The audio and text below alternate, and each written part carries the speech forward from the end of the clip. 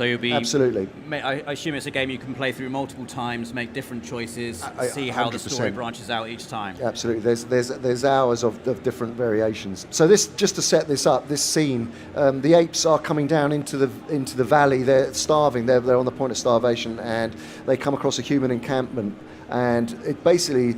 The father of the clan leader is saying, "No, don't confront the human beings. It will only bring about our destruction." And these three brothers are going down, and they all have their different opinions. And as I say, you're playing as Bryn. And all of this is motion captured? This is all purely performance captured. Yeah, I mean, and was shot in the Imaginarium Studios. So obviously you can then choose. You know, do you agree with Toller, who's more of an aggressor? He wants to go down, and then, or you can choose not to get involved. Well, let's say you were right, Toller. So we're going to follow Toller. Do the more exciting choice. Exactly. Yeah. Let's do that. How have you found that performance capture has evolved over the years? Obviously, you were heavily involved with things like Lord of the Rings back in the day, and it's really kind of exploded since then, and it's now very prevalent in video games as well. What's it like now working and seeing performance capture appearing in games like this now? It must be really exciting. It's thrilling, because it really does prove that performance capture sits right in the middle of transmedia storytelling, and can be used, as I say, in so many different platforms now. And it's acted performances which have great levels of. Hold on, so we must not take them. So you can either choose to come back, or this will be easy. Let's say this will be easy. Let's be more aggressive here.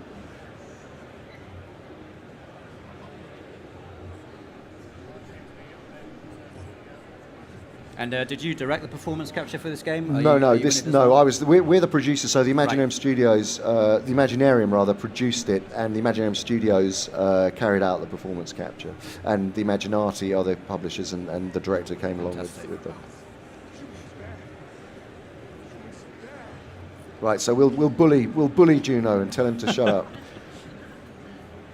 because we want to get down there. And it's quite telling that you call it a performance capture as well, not just motion capture, because I guess you've got the whole face is being captured now, rather than just the body as well. Exactly. So let's reassure him. Juno, trust me. Come on. Let's get down there.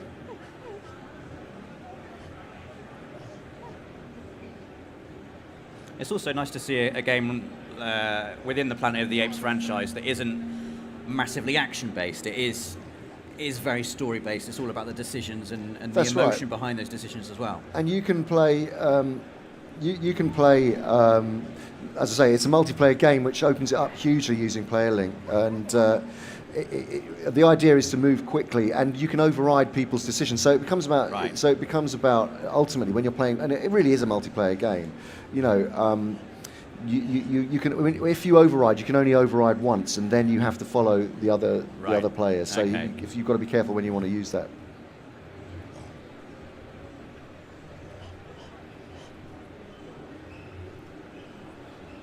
Let's deal with the humans. We're doing a very aggressive. We're going straight for it here. But the thing is, it is about survival ultimately. This game, and there is jeopardy in there for all the characters.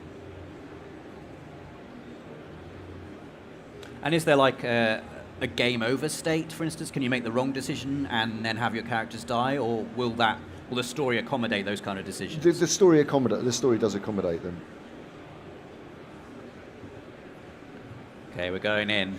I mean, it is a very moody kind of, immersive game, which kind of does require an environment that's going to support that. So this is perhaps the best one for this, but it really is. It's about tension building as well. Yeah. It really does get quite tense as you're going through it. And as I say, you can actually play this completely from the perspective of human beings. So you could be playing as the humans in this scene. Absolutely. Right. And when you've got 4 players playing together, you said you could override decisions. Do you all have to agree on a certain course of action before the story can move forward? Sorry, hold on a sec. Hold X. There we go. Oh, shoot.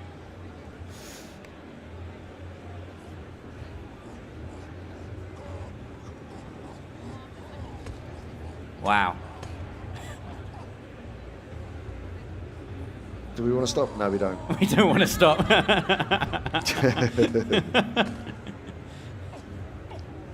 So I like that somehow choosing to do nothing can be a decision in itself. Well, it can. I mean, going back to your point, you can. So it encourages debate, and Yes. it encourages, and it can get quite heated. In instances like that, you've got a very short time limit in which Exactly, to make your decision, exactly. so it's So going to put a lot of pressure on. Puts pressure on. I mean, it's different as a single play, but.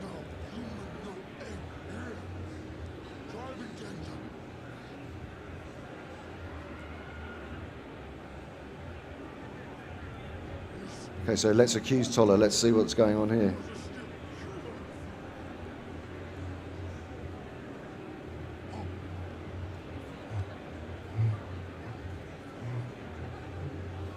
And so if you'd have played this cautiously, could there be a situation where there's no kind of conflict here at all? There is. I mean, it'll creep back in. It'll creep back in. So you're always under pressure. It'll just takes you down a different route. Yeah. But there. Yeah. I mean, the jeopardy comes with the disagreement within the group. Sure.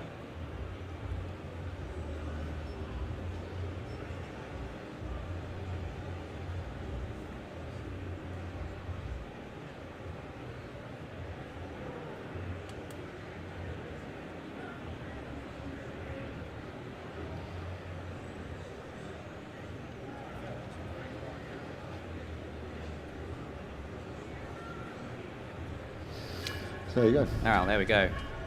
So have we reached the end of our demo now, or? So this is going into the human camp now. Oh, okay.